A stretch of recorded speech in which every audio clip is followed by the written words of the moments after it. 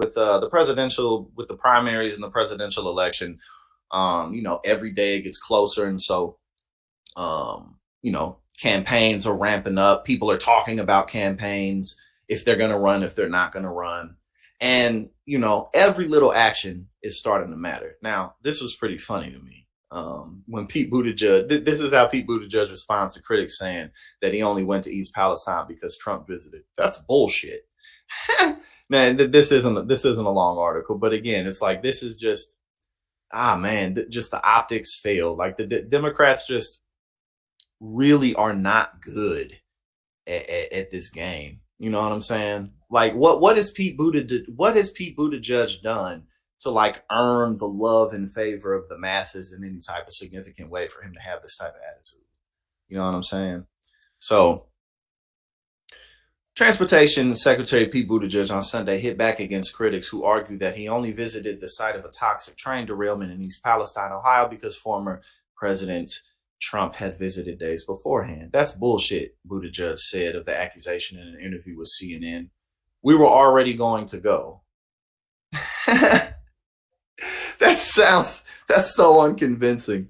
And I'm to a point now where it's like, I've been working in politics enough now just to save my fucking mental and emotional health. I don't really invest my emotions in the Democratic Party. We just got to replace these motherfuckers. You know what I'm saying? But it's like, like we were already going to go. Like it's so entitled. You know what I'm saying? Like it's you just got to laugh at these motherfuckers and get them up out of here. Get them replaced. The transportation secretary has taken heat over the Biden administration's response to the East Palestine incident, where 38 cars of a train carrying the toxic carcinogen vinyl chloride were derailed on February 3rd, spilling the chemical into nearby land and water and sparking environmental and health concerns. So let's get deeper into, because he has a full comment.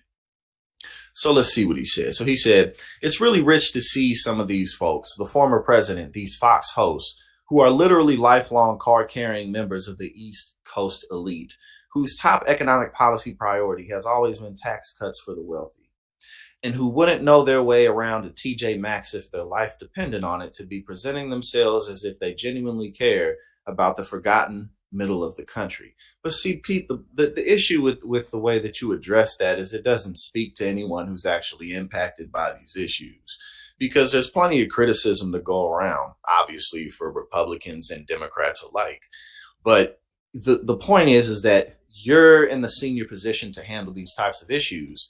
And it's not even just about how little Pete Buttigieg has done in the position, but it's also like you're not even really using it to parade your brand. You're not even using it to parade and to loudly proclaim what the Democrats are going to do. You're just kind of sitting in there chilling.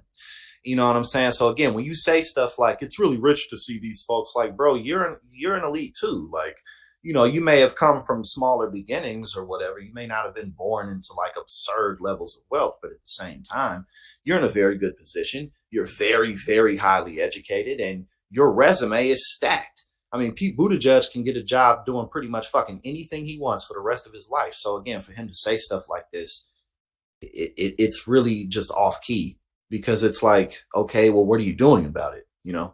So this is going to be one of the biggest problems that the Democrats have in the 2024 presidential elections. And, like with the House and Senate seats that are open and everything like that too, because it's just like, okay, well, what are y'all doing? And again, one of the big things we have to wait to see is what's going to happen with the student loan debt situation. If that passes, that'll help Biden in terms of them being able to say that they did it. If it doesn't pass, then that'll hurt the administration, because there's not much chance for them to get any other or much more significant legislation passed. Like I was reading this morning about